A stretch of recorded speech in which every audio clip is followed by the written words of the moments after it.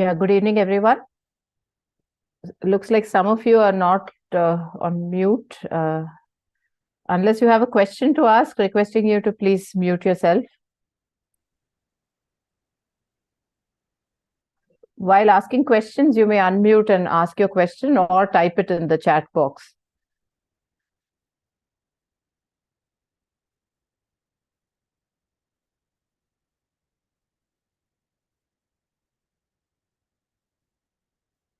Welcome to this live session. This is the last one that we will have before your exams begin this weekend. So I see that some of you have put some questions, but if anybody would like to unmute and ask a question, maybe we can get started. Otherwise, I would start with these questions.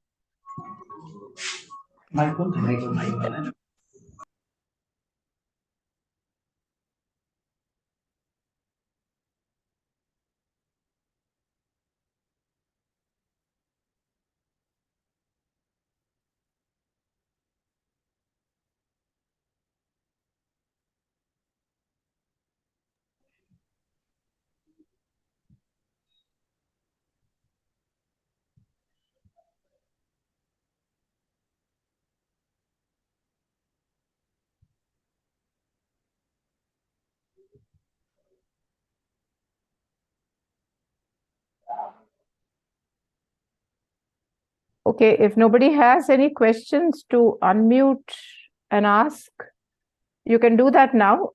If there aren't any more questions, then I can start with reading out the questions and solving whatever's there on the Google form. Requesting those who are not muted to please mute, unless you have a question. Excuse me, ma'am. Yeah. Good evening, ma'am. Good evening. Yeah. Please tell me, Mr. Santosh. Yeah. Ma'am, may I know, ma'am, what will be the structure of the question that will be there in NPTEL exam? Yeah. So there will be 50 questions, 2 marks each. Total will be 100 marks, all of it MCQ. And the nature of questions will be similar to what you saw in the weekly assignments, and will follow the NPTEL recommendations. Certain percentage, 1/3 of them will be direct memory recap, and the remaining 2/3 will be problem solving. Okay, ma'am. Ma'am, so will there be multiple choice that for a given question more than one answer can be correct? No. Each question has exactly one correct answer. It has been verified by multiple people, so it'll be exactly one correct answer. Okay. And no partial marking, no negative marking. 2 marks for each correct answer. Okay, ma'am.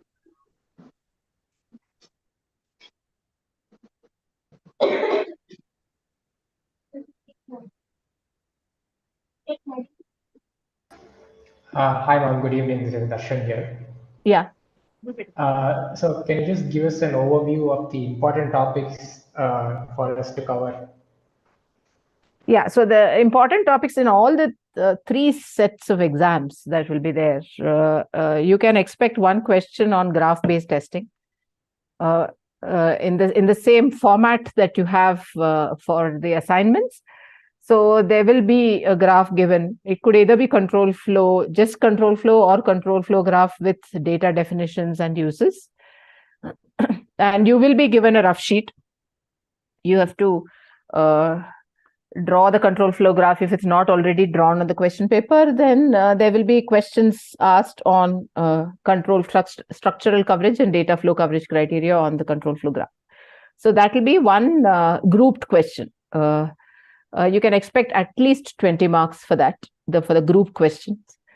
Then there will be one question on logic coverage criteria, where you will be given predicate and the truth table of the predicate and asked questions on various active and inactive clause coverage. Formulas for clause determining a predicate, if you know how to work out that, there'll be one question on that. There'll be one grouped question on mutation testing, for sure. And based on the question paper, there could be one grouped question on symbolic execution also. The rest would be memory questions, like from week 1, week 12, which are basically some abstract theoretical stuff, there would be memory recap questions. So this is the format of the question paper: 50 questions, 2 marks, no choice, no negative marking, fully MCQ. You don't need a calculator, but you will be given rough sheets for you to work out. Ma'am, is it like a single question in a page, or how is it?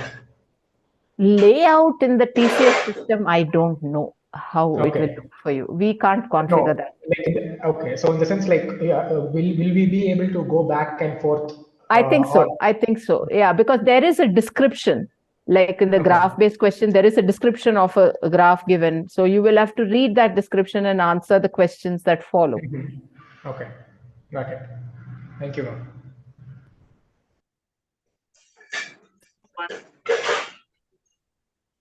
Yeah, anybody else? Please feel free to unmute and talk.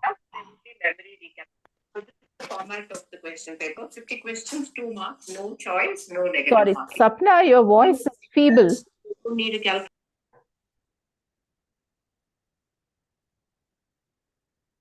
Whoever is talking, I'm not sure if it was Sapna, but your voice is feeble.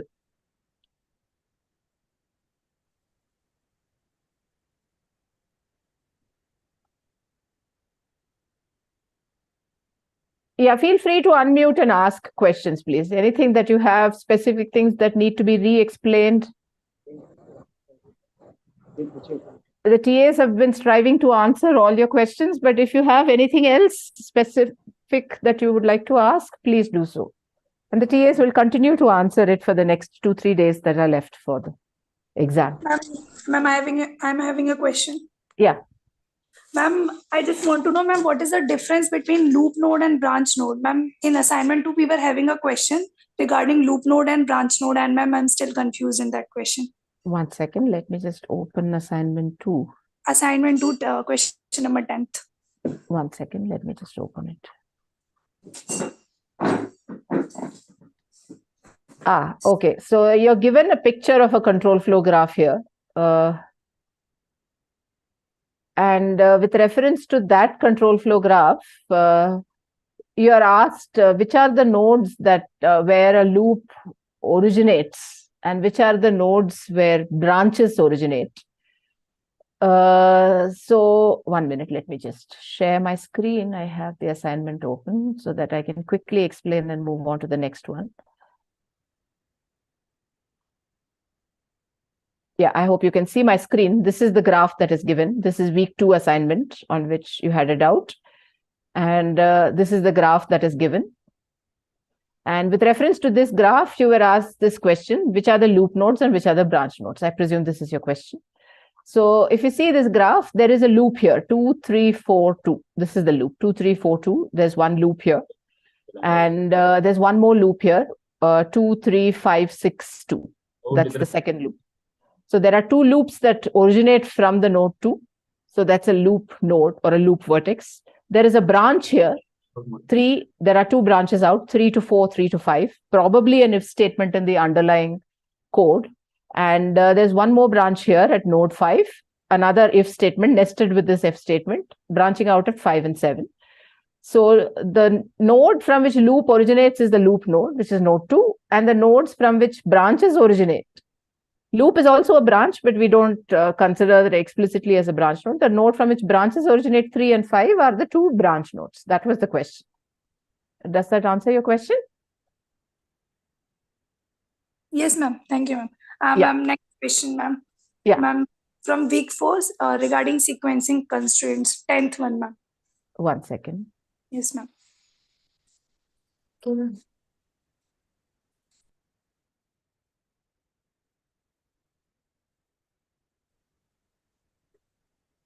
Yeah, you're given a graph and you had to find out the sequencing constraints of that graph. What is your specific doubt on that?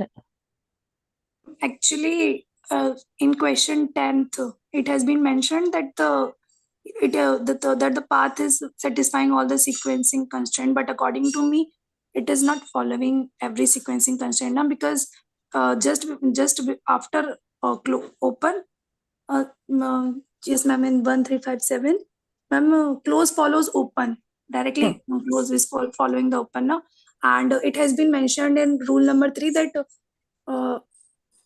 yes ma'am, you can just see a sequence of open followed by close without any other operation in between is not allowed. And ma'am, according to me, this path is not following this constraint now. So I think that the answer should be yes. Answer should be no, and but according to you, the answer is yes. Okay, so there is already a path 1, 3, 5, 7 here in the given graph. This is the graph of the method calls. And the question says that suppose I add an extra edge to this graph. So that is, I add an extra edge from node 7 back to node 3. So I add an edge this way, this node 7 back to 3, Yes, right? That is from this right F to 3. Then will it satisfy all the sequencing constraints? So let's check one at a time. Open must be executed before a write. I think that will be satisfied. Yes, ma'am. And open must be executed before a close. Yes, ma'am. If I add the edge back, it will be satisfied. Yes, ma'am. Yes, ma'am. Without it, it won't. Open must be followed by close without any operation in between. Why is it not true? Ma'am, because in 1, there will be a write in between.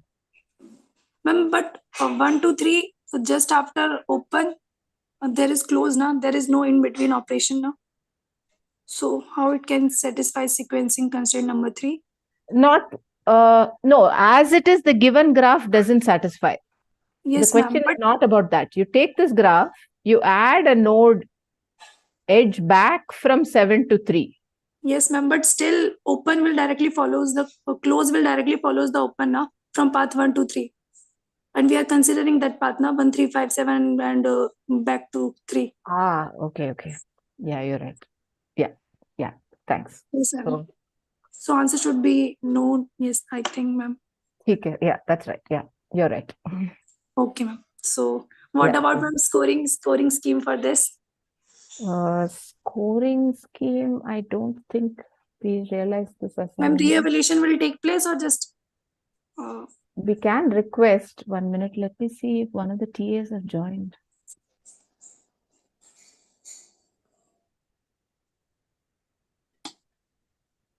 I see Shiva Jagadish logged in. Okay, let me make a note of it. So I will check and otherwise see if the TAs corrected it. Is assignment 4, question number 10, right? Yes, ma'am. But have you answered all 12 weeks? Then only best 8 will be taken. So you don't have to worry. Yes, but we'll still get. But after getting this answer correct, I will get 100 now. That's why I just lovely. Okay, great. Okay.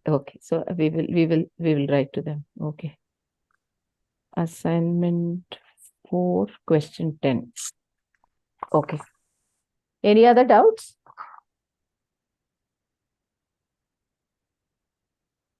Good evening, ma'am. Yeah. Ma'am, week 3, question number 5 में doubt है. Okay. What is your doubt? Ma'am, मेरे according first option और third option दोनों correct होने चाहिए, लेकिन सिर्फ third option correct they रखा है. Okay. Good evening, ma'am. Yeah. Can you hear me, ma'am? Yes, I can hear you. Yeah. Ma'am, this is my 5th NPTEL course, ma'am. Yeah, if you don't mind, shall we finish that doubt? You don't mind waiting for a minute? I'll answer that specific doubt. Yeah, so what is your doubt? I have opened week 3 assignment. I hope you can see. Problem, question number 5. Question number 5. Let's go. Yeah. Ma'am, option 1 should also be correct. Prime path always does not subsume edge pair coverage. No, the updated slides you have in the Google Drive. This part that I'm highlighting, that is not right. The updated slides which are there in the Google Drive have a counter example for that. Okay, ma'am. Do all of you have the updated slides? I will share the link once again here. Ma'am, please share. Yes, ma'am.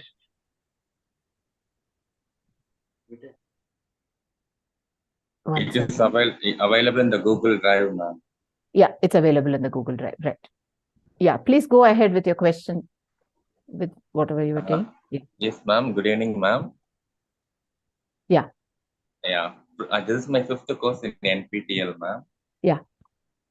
Yeah. Previous 4 courses, the week-wise, the lecture materials will be shown in the NPTEL website.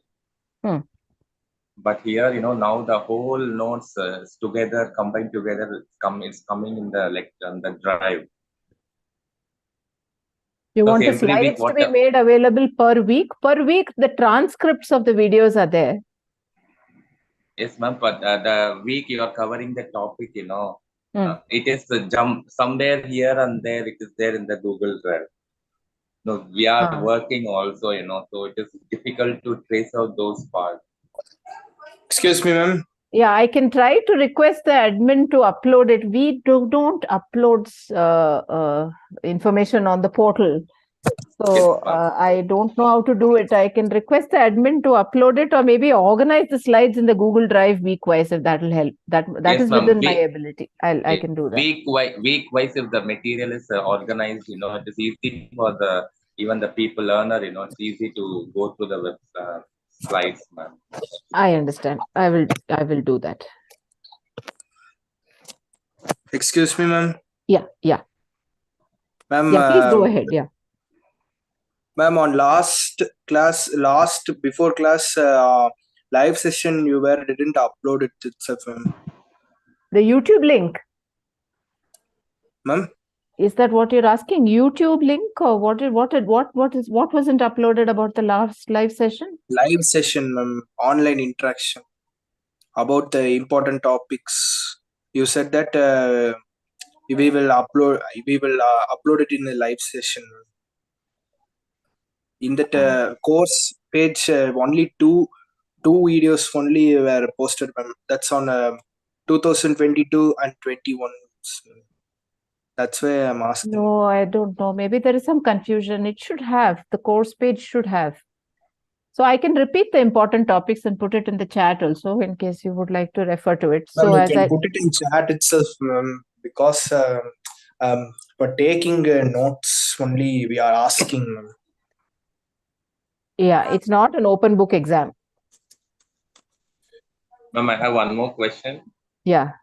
For tomorrow's exam, from assignment, how much percentage they will ask from the videos, lecture videos? Is there any direct recap from the videos? Will be maximum 40 marks, maximum 20 marks, 20 to 30 marks. That's all, 1/3. Okay. From the assignment, it comes around 50%. Questions similar to assignment will be the remaining 2/3. It will not be an exact copy of assignment. You will have group questions on graph-based testing, logic-based testing, and mutation testing. That covers the remaining portion, ma'am. And based on the set that you're writing, set 1, set 2, set 3, you might have group questions on input space partitioning, symbolic execution. The rest, especially week 1, week 12, they will all be direct memory recap questions, and that will be for between 20 and 30 marks based on the question paper that you're writing. The rest will be problem solving. Problem solving will be similar to the one that you've done in assignments, very similar. Oh, okay. That's exactly as per the NPTEL guidelines. So as long as you know the assignments, you revise well, you should be able to get a gold or an elite certification. Okay. All the three set you mentioned, the difficulty levels are same, ma'am? Difficulty levels are the same. Wherever you get symbolic execution, maybe the difficulty level might be high. Here, the difficulty levels is exactly the same as what you have seen in your assignments. No difference. Excuse me, ma'am. Can you repeat the topics once again, ma'am? I've put it in the chat window. There will be 50 questions, 2 marks each, 100 marks, all MCQ type, exactly 1 correct answer, no negative marking. There will be group questions on graph-based testing, structural and data flow coverage criteria, where you will either... going fast, ma'am. I'm noting. Sorry. Can you hear me now? Yes, ma'am. For group-based questions, there will be 1 group question on graph-based testing, where you will be given a control flow graph with data flow criteria, and you have to answer questions on structural and data flow coverage criteria. This will be at least for 10 marks, maximum of, at least for 20 marks, 10 questions, maximum of 24 marks, 12 questions, based on which one you write, which set you write. Logic-based question, there will be another group question, logic-based testing, how to make a clause, determine a predicate, active clause coverage criteria of various kinds, inactive clause coverage criteria of various kinds. There will be one group question. There will be one group question on mutation testing also. These will be there in all the question papers. Yeah. Ma'am, this for graph-based testing, it's one set of title, ma'am. Yeah, there will be a description of a graph given and then a set of questions based on that. How many questions, ma'am, totally asked? Minimum 10 questions, 20 marks. It can go up to 12 questions, 24 marks. Ma'am? Okay. Yeah. Yeah. Ma'am, it's assignment question enough for get pass mark, ma'am? No, I didn't understand. Doing assignments is enough for pass? Is that what you're asking? No, you have to write the final exam and get that split is there, no? 25 marks, 75 marks, that you have to get that split. For final exam, it's we assignment question enough for get pass for mark, revision, yes. Practice the assignment questions, revise graph-based testing, logic-based testing, mutation testing, week 1 and week 12 for memory type. Ma'am, which week is important for which week portion is heavy, ma'am, for final exam? That's what I'm saying. Graph-based testing, which covers weeks 2, 3. 2, 3? 2, 3. Next? Weeks 2 and 3. And then logic-based testing, which is week 5. Week 2, 3, 5. For logic-based testing. Mutation testing, I have to see which week it is in. Mutation testing. 10 or 7 or 8. 7 or 8. Yeah. These, if you cover these 3, minimum 60 marks guaranteed. Nothing to worry. For theory questions, which week, ma'am? Week 1 and week 12 for theory questions. Week 9, 10, 11 important or not, ma'am? Week 9, 10, 11. Depends. Depends on the question. Excuse me, ma'am. For theory, 1 minute, you can repeat it, ma'am. Week 1 and? Week 1 and week 12. Out of. Okay, ma'am. Ma'am. Thank you, ma'am. Thank you, ma'am. Excuse me, ma'am. I have a question in week 2. Hello. Yeah. Please go ahead. Yeah. Hi, this is Nikhil. I have a question for week 2 assessment and question number 6. So if you don't mind, can you please recall that? One second, I will open it. Just give me a second, please. Yeah.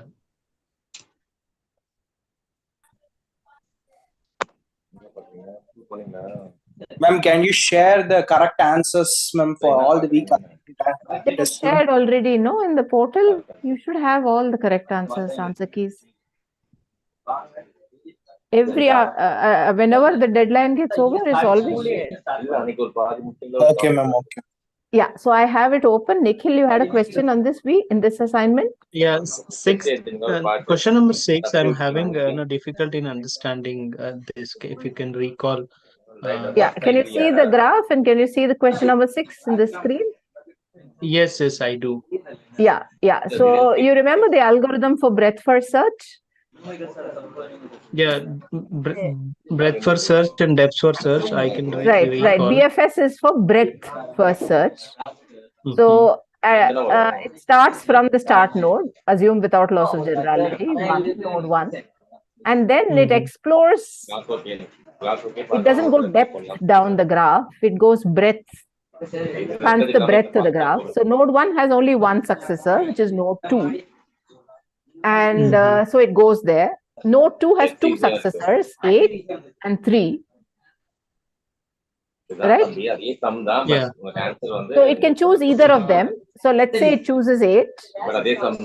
After it chooses 8, it won't choose 9 because it's doing breadth first search. So those who are not participating in terms of asking a question, can you stay on mute?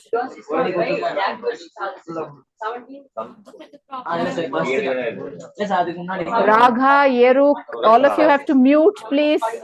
There's a lot of cross talking.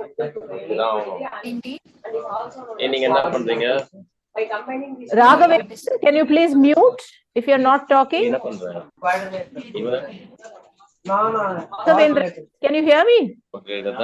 Please. Question number 10.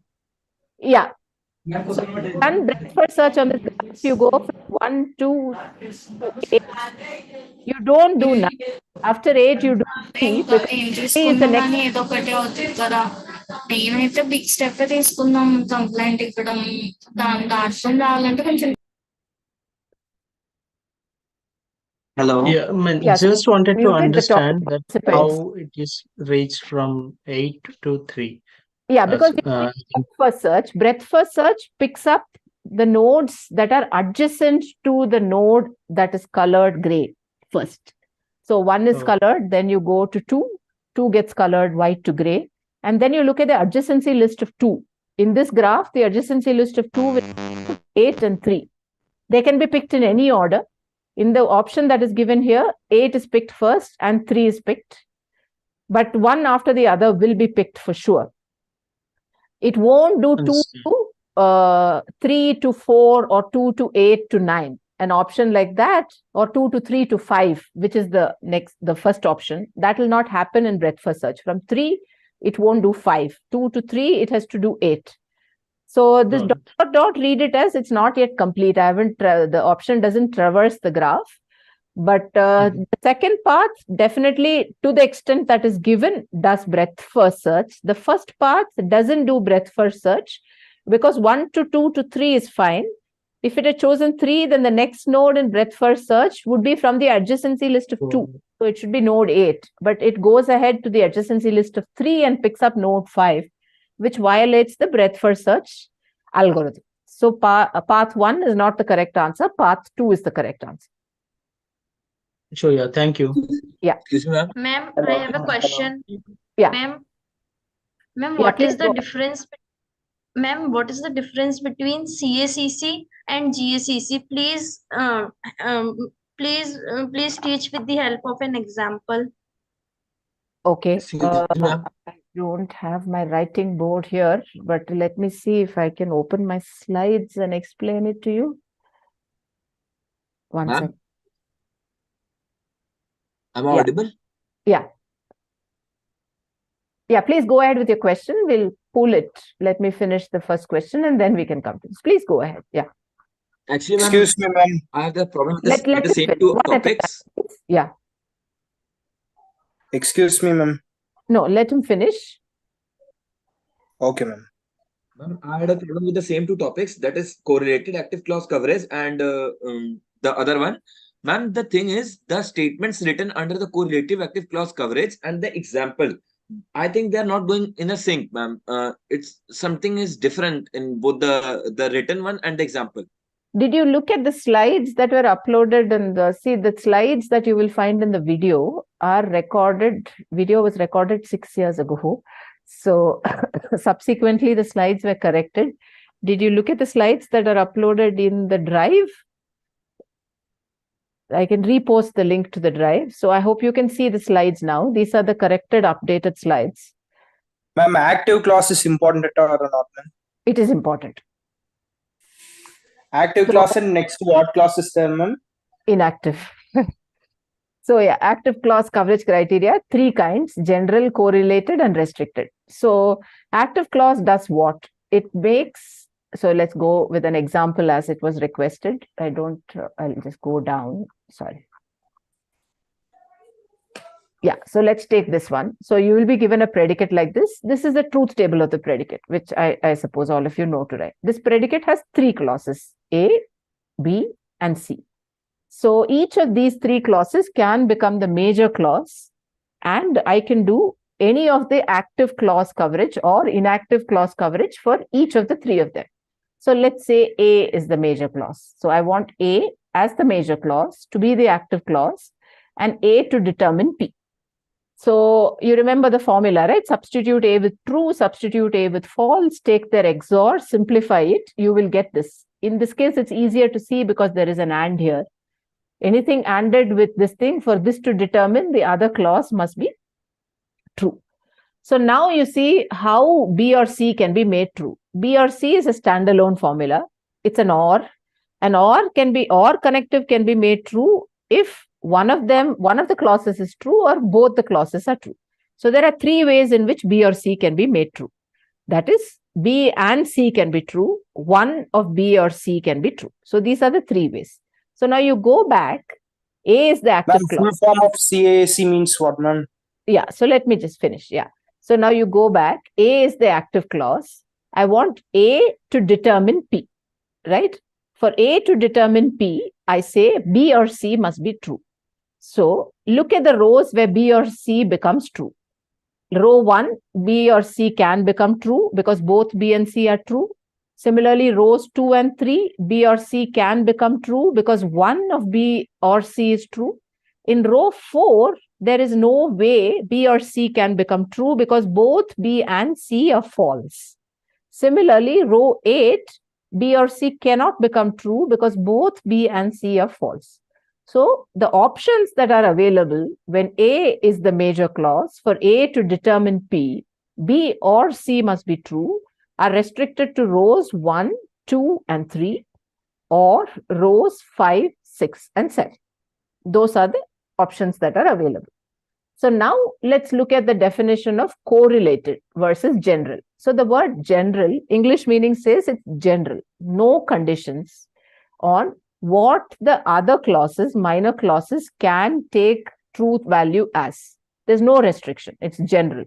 So you can pick up anything from rows 1, 2, and 3 combined with rows 5, 6, and 7. For all rows 1, 2, and 3, when A is true, the predicate P evaluates to true. For rows 5, 6, and 7, when A is false, predicate P also evaluates to false, if you see here.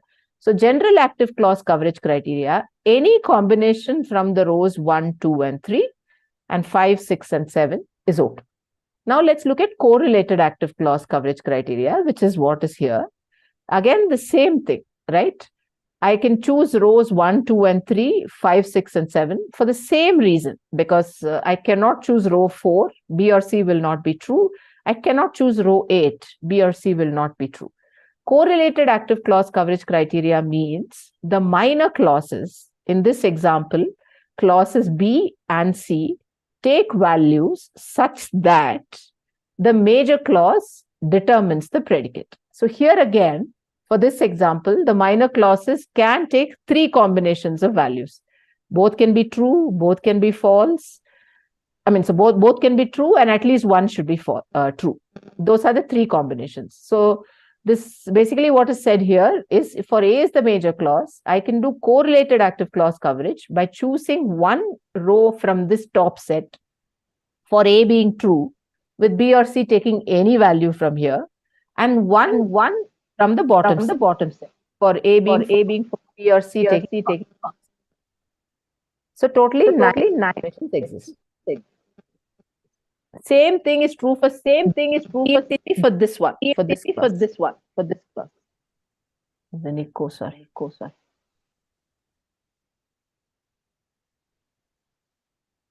Ma'am, what is the difference between general and correlated? Both are the same.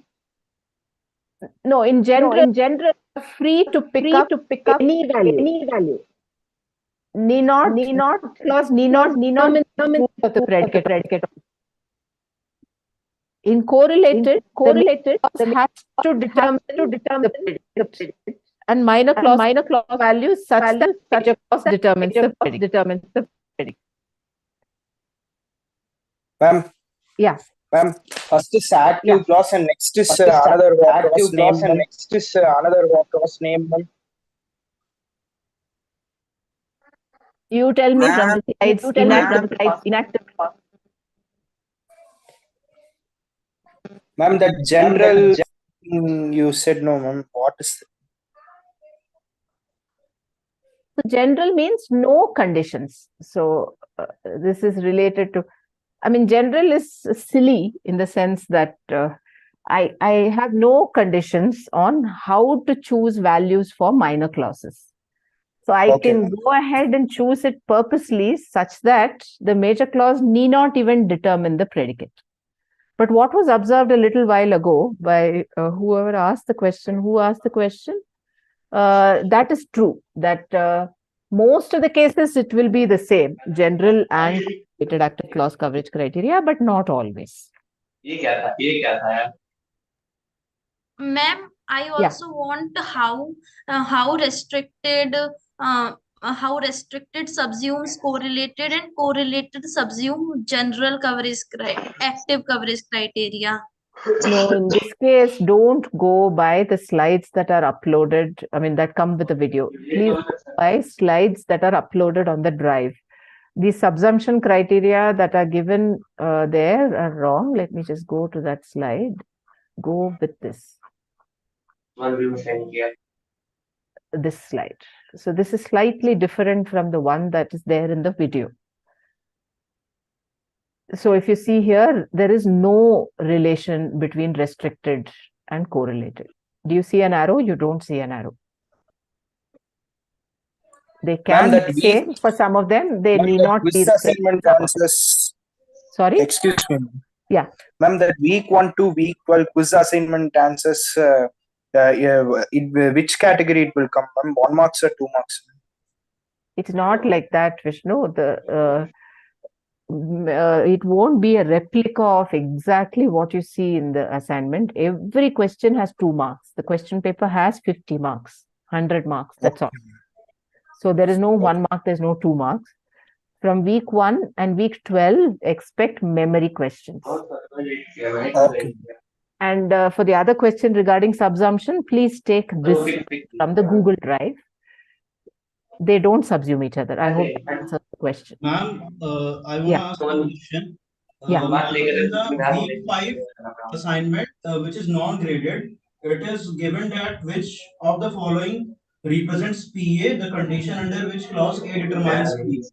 Yeah. So, ma'am, here options are given. So we have to memorize it, or is there any verification or? No. See, for questions like these are problem-solving questions. Don't memorize. You know how to make a clause determine a predicate. It's there in week 5 slides, videos. Just revise them. You have to make, suppose a predicate has a clause A, which you want to make the major clause and make it determine the predicate. Substitute A with true, substitute A with false, then take XOR of these two sub-formulas. This will make the clause determine the predicate. So there is no particular predicate. Try to work it out. Don't memorize what is there in the graded and non-graded assignments, because there's no guarantee that the same question will come again. Okay. Ma'am, how to identify a given test path? We shall have given the dedicated predicate, I think so. So, ma'am, yeah, for whatever predicate is given in the exam, you have to work it out again. So put your effort in learning the algorithm and don't memorize the already given assignments answers. That won't help. Ma'am, how to identify a given test path will cover a test path with a side trip or a direct test path coverage? Direct means it will come exactly as a replica. It won't. And for side trips? For side trips and detours, there will be subpaths in it which are not as a part of the original test requirements, which might repeat a loop more than once, which might go through a prime path more than once. Between side trips and detours, repetitions are allowed. One repeats vertices, one repeats edges. If it's direct, then it will come exactly directly as a subpath. No repetitions, nothing extra will be there. Ma'am, and from DART algorithm, we could expect a numerical based approach question on DART or algorithmic based approach? Problem solving, graph based coverage, there will be a problem solving questions at least for 20 marks, 10 questions, or 24 marks, 12 questions. So, ma'am, on DART algorithm? Not specifically on that algorithm, but it will help to know how to determine prime paths. Side trips and detours, I don't know whether there is a question or not. We set the question paper much in advance, but do revise structural and data flow coverage criteria, because if you get that fully right, you've already got 20 marks or 24 marks in the answer, final exam. Ma'am, I have a question in assignment in assignment number 7, question number 4, but the assignment is non-graded. Practice assignment in the practice I don't have access to the non-graded assignment here. Can you tell me what? Excuse me, ma'am. Let's finish Shreya's question. Yeah. Can you tell me what it is? What is the question? Structural and data flow criteria comes under which week, ma'am? Data flow criteria, graph coverage criteria should be week 4, week 3. Ma'am, I sent it in the chat. Okay, 1 second. Let me just read it. Yeah. Okay. Ma'am, my problem is what is the difference between the option number first and what is the difference between option number second? Yeah, the difference is subtle. So this is on input space partitioning. What are the variables involved in the next date function input? Month, day, and year. A date containing the month, day, and year. So suppose I give 3 options separately. I mean, the first option says month, day, and year. So I can give something that doesn't make sense at all, in the sense that I can give month as November, day as 31st, and year as something. There is no 31st November. Right, so the program may not be able to detect the bug. But if I give it as 31st November 2007, then the program might be able to detect it. So separating out month, day, and year, you can give any kind of combination that the program may not be able to detect as being an invalid date. But giving them together as one date that has 3 parameters will better help the program to detect invalid date combinations. That's the next date function. I hope that answers your doubt, Shreya. Yes, ma'am. Yes, ma'am. Yeah. Okay. Ma'am. Yeah. So, excuse me, ma'am. Yeah. Ma'am, for on coming exam, a hall ticket should be taken under a hard copy at Xerox or color Xerox, ma'am. Black and white or color, ma'am? Oh, I am sorry. I really don't know. You should ask the NPTEL administration. Why color Xerox? Take the hall ticket only. What do you want to keep the original for? After that exam, you because don't. We're having a soft copy, ma'am. That if they ask a hard copy means for having a Xerox or black and white Xerox or color Xerox. If it has a code, black and white printout is enough. Okay, ma'am. Ma'am, what questions we can accept from finite state machines? I don't remember it like that. There will be no big problem solving questions from finite state machines. That much I can guarantee. Can you please justify the assignment number 7th, 9th question? I'm a little bit confused. Yeah. Sudhanshu has also written. Let me just open. Okay, somebody has responded to your query saying that it has to be a color printout. I don't know. I haven't seen how a hall ticket looks, so I don't know. So you ask the NPTEL admin and then decide. So assignment 7, right? Let me just open that. Give me a minute.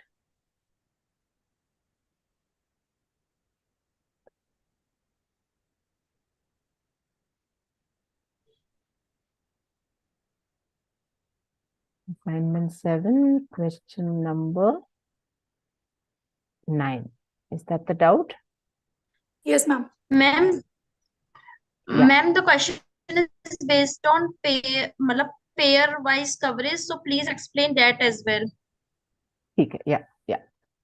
So this is that same input space partitioning. Some table is given of some requirements. So there are 3 characteristics. How much does a person earn for the whole year? What is the age of we might see the reason? And what is the gender of the person? Those are the 3 options. And in the first characteristic, annual income, there are 4 blocks. Second one, there are 3 blocks that have partitions, 3 partitions. Third one also, there are 3 partitions.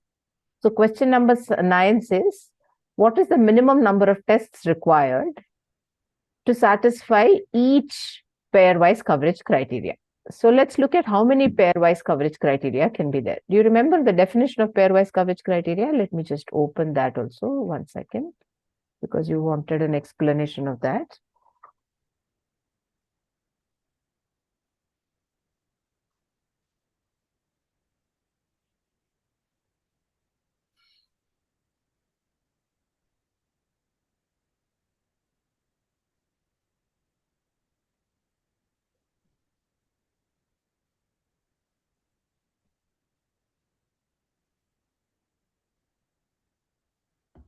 Yeah, I have it open.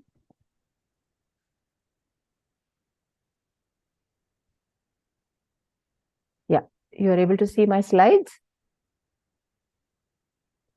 Yeah, I think you should be able to see it now. So these are the various input space partitioning coverage criteria. All combination blindly takes everything. So it's just a product. Read this as pi. Pi is for product. So if a particular partition has a number of blocks, it takes the number to take the product. So if you click here, that's the first one. I mean, that's the is the second one. This is question number 8. So how many blocks are there? There are 4 partitions for the first characteristic as 4 blocks, 3 partitions for the second characteristic as 3 blocks, 3 more partitions for the third characteristic as 3 blocks. So what is the product of them? 4 into 3 into 3. That's what is this. Is this clear? So now let's look at pairwise coverage. So what does the slide say? So it says a value from each block for each characteristic must be combined with a value from every block for each other characteristic. So for this example here, back here, so let's say I take a value from this one, this block, the one that is highlighted. I must take this, combine it with the remaining, all the 3 blocks of age and all the 3 blocks of gender. Similarly, if I take this, the block 2 of annual income, I must combine it with the 3 blocks of age and the 3 blocks of gender.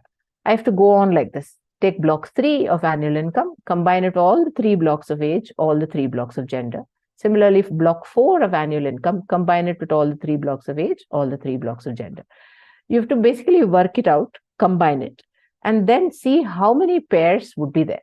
So the answer that it is given here, it says is 15. So let's see how we got into 15. So it says minimum number of test cases that are needed, considering the same test case to cover more than one unique pair of values. So these 2 clauses are important. Minimum number of test cases, considering the same test case to cover more than one unique pair of values. Let's go back to the slides. So here what it says, this is the test requirement for pairwise coverage, right? Value from each block must be combined with the value from each other block for each of the characteristics. With the remaining, all the 3 blocks of age and all the 3 blocks of gender. Similarly, if I take this, the block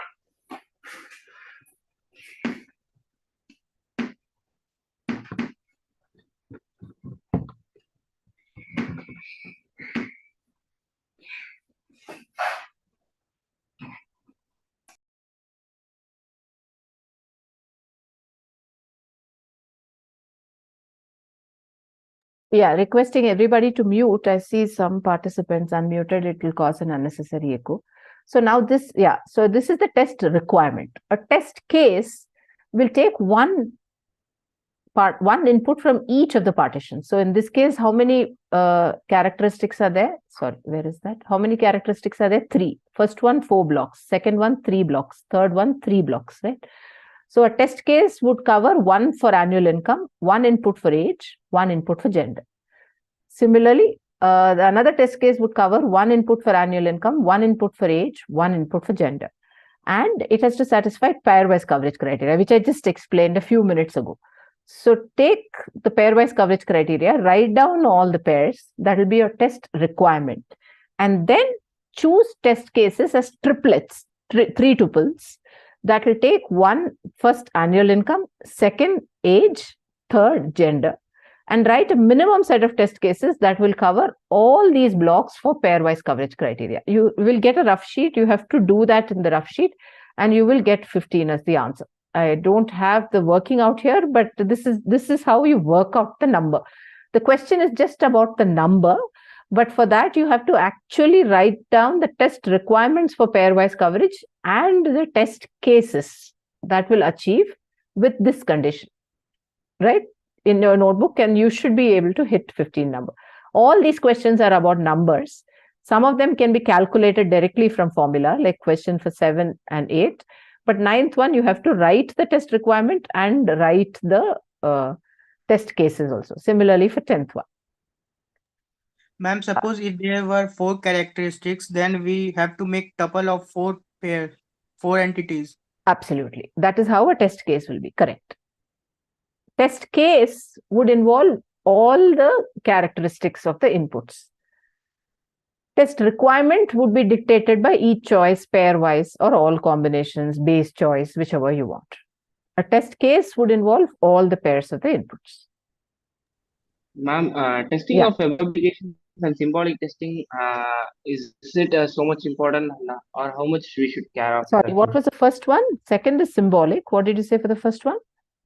Testing of web applications, sir. No, that one web you will. Application. Yeah, so it depends on the set that you're writing exam. So there are group questions on symbolic execution and testing of web applications in one of the 3 sets, not in all the 3 sets. Okay.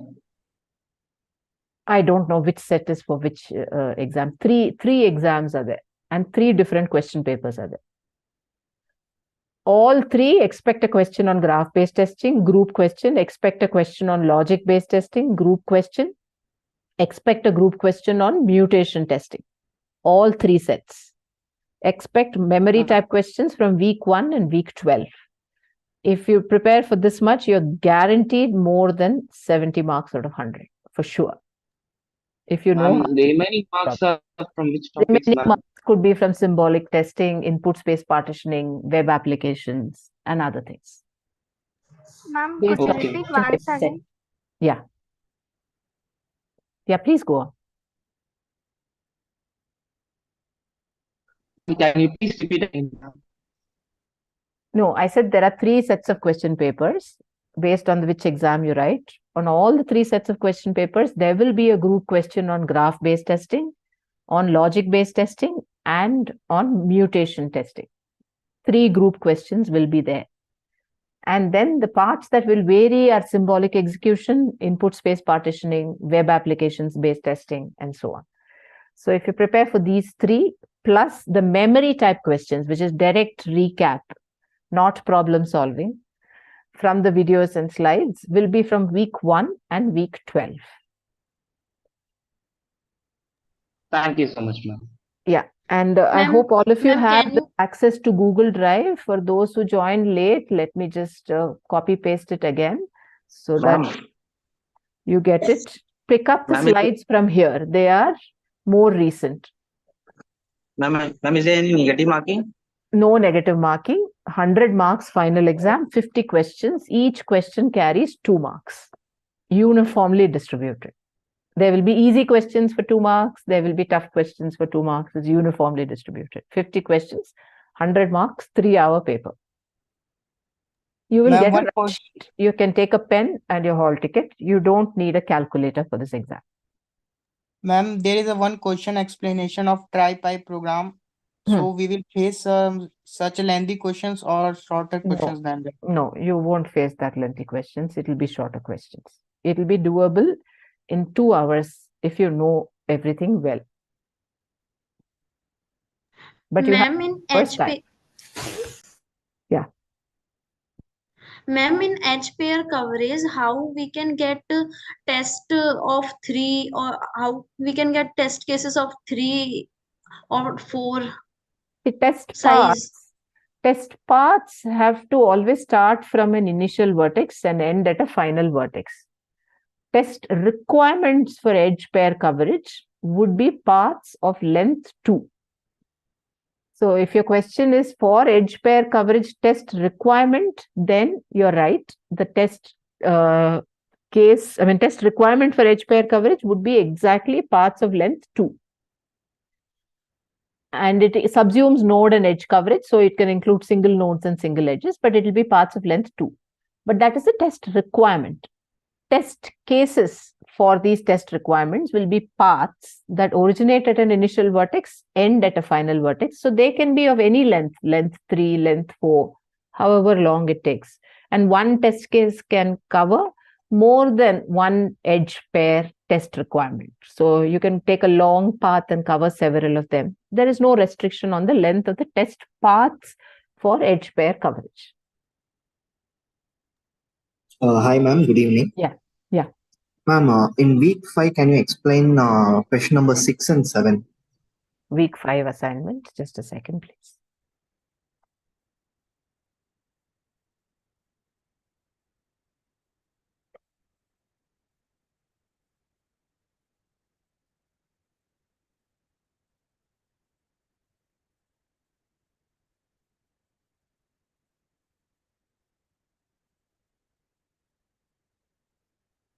Yeah, I hope you can see it. Yes. One second, I myself don't see it. Yeah, sorry. This is week 5 assignment. Yeah, so which is the one that you wanted? 6 and 7, ma'am. Okay. Okay, so it's that group question. So tomorrow expect, in the exam, expect questions like these. If you get this well, you've got 20 marks minimum. Remember that. There will be all 3 sets of question paper, one such group question. Not the same question, but one such group question. So what is this question asking? It has given you a predicate and it has given you the truth table of the predicate. I hope all of you are comfortable with reading this truth table. How to read it? Like, for example, row 2 says, row 2, second row says, assign true to A, true to B, and false to C. F for false, T for true. And in that case, this predicate, not A and not B, or A and not C, or A and not A and C, will evaluate to true. That's what it says. So there are 8 rows. So the question 6 says, identify the conditions PA, where A is the major clause, and A as the major clause will determine the predicate P. Right? So if you remember the slides or the video, you have to work it out. So take this formula, take this predicate P, take this predicate P. A is your major clause. You want to determine the predicate under which A will become, as the major clause, determine the predicate P. So the way you work it out is go back to P. Wherever A occurs, it occurs here, it occurs here, and it occurs here. Wherever A occurs, substitute each occurrence of A with true and each occurrence of A with false. You will get 2 formulas.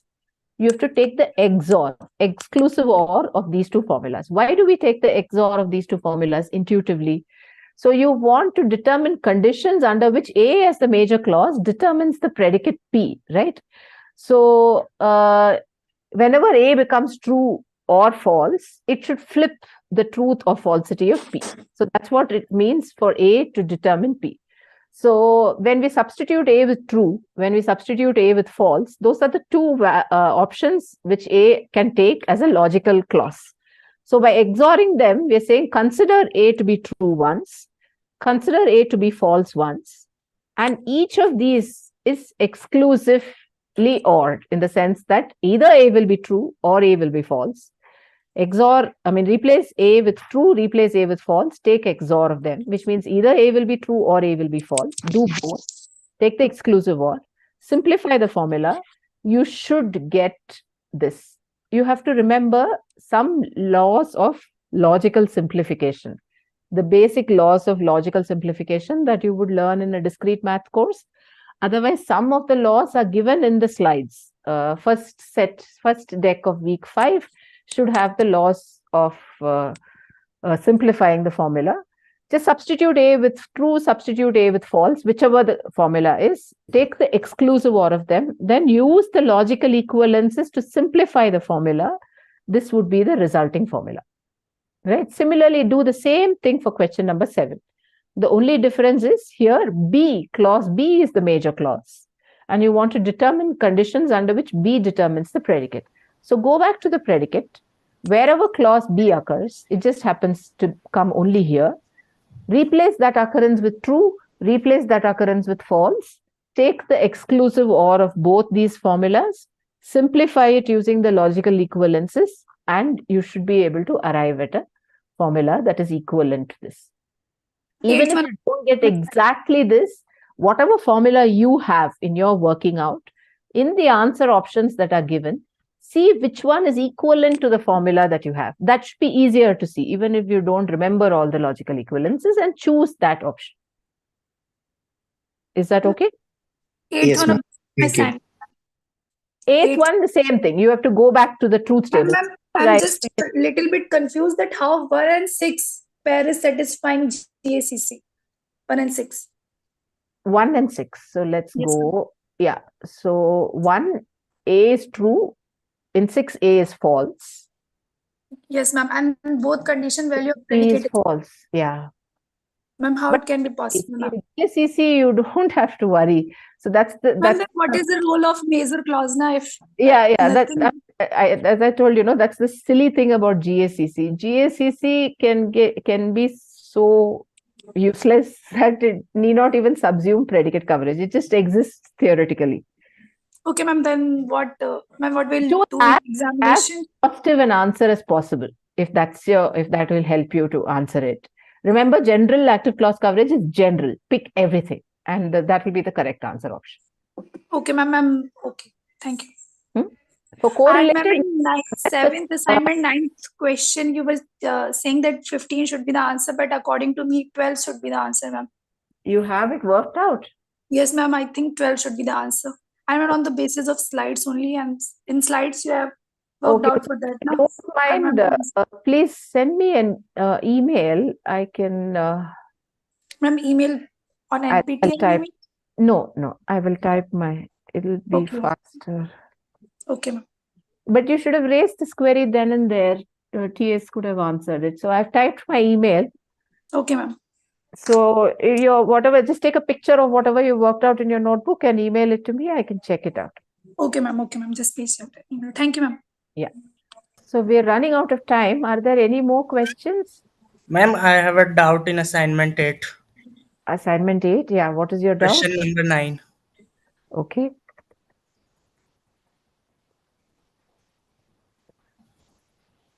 Assignment 8.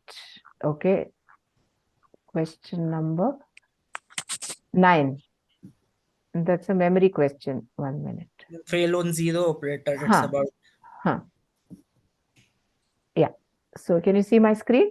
Yes, ma'am. Yeah. So what does the mutation operator fail on 0 help to test for on a program? What is your doubt? Ma'am, I think the answer should be option 1.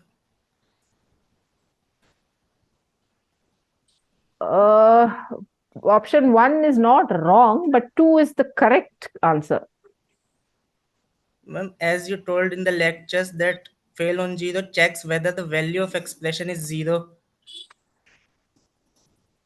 If the expression becomes 0, evaluates to 0, then it helps to check if there are errors. Ma'am, in slides so if you ask me what is the difference between 1 and 2, I agree with you that 1 is not wrong, but 2 is a more precise description of what the answer is. Does that help? Ma'am, in slides you have told that if the constant value on the fail on 0 expression is not evaluating to 0, we will replace it with a constant value. Not so where with a constant value. This is not what I meant. No, fail on 0 basically, I mean, it checks, it makes whatever is passed to it 0 and checks whether there is an error that occurs because of that argument becoming 0. That's all it does.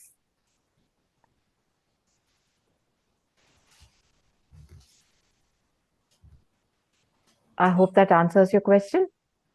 Choose the best possible match. If there is confusion, choose the one that describes it in a more detailed way in the exam.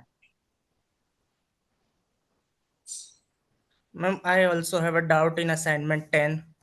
Okay.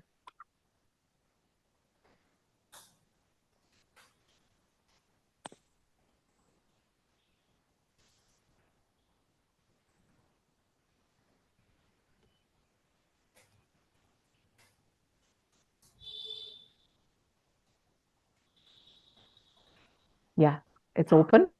I hope you can see it. Yes, ma'am. Yeah, which is the question? Question number 8. 8. 1 second, let me just open. These are all theory questions, yeah. Yes, ma'am, but according to the lectures, the all coupling sequences and all coupling diffuses does not consider inheritance and polymorphism both. So there is no option for this. No, the option here that is chosen says considers polymorphism. I don't remember the specific theory question, but if you have, please refer to the updated slides on Google Drive. And if there is an inconsistency, please do let me know by email. I have typed my email in the chat.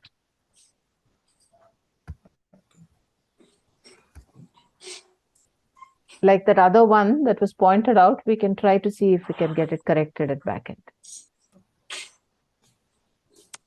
Hello, ma'am. Yeah. Ma'am, can you provide us the previous year assignments so that to practice them? Previous year's assignments, one set is there along with the videos itself. The practice questions are all, I mean, the non-graded practice questions are all from previous year's assignments. I don't have them ready-made in a Google Drive like PDF files. Now it's too late to create before your exam. Maybe I will do it for the next edition of the course. So we've run out of time. Are there any other doubts? I hope you have the Google Drive folder for the slides. And remember, 50 marks, 2 marks each, 100 marks, no negative marking. And the memory recap will be maximum of 30 marks. The rest will be problem solving. So revise graph-based testing, logic-based testing, mutation testing. Don't not revise. Nothing will get directly repeated from assignments. So don't memorize assignment answers. That's not going to help. You have to learn how to solve as you've done for assignments. That's what is important. So feel free to send me a mail if you have any specific doubts. I'll be happy to answer. You can post in the online forum. TAs, Jagadish and Tarun both will be happy to answer. All the best for your exams. Do well. And the topper can come to IIIT to do an internship. Last time we had Shiva Chidambaram from VIT Chennai, one of the toppers, just finished his internship at IIIT. So do well, and we look forward to seeing some of you at IIIT Bangalore. And feel free to mail or ask in the online forum specific doubts while preparing for exams. It will be our pleasure to answer all your doubts. Send me an email. My email is there in the chat box, or write in the forum. Without fail, prepare well for the exam. So I'll stop here and maybe leave the meeting if there are no major questions.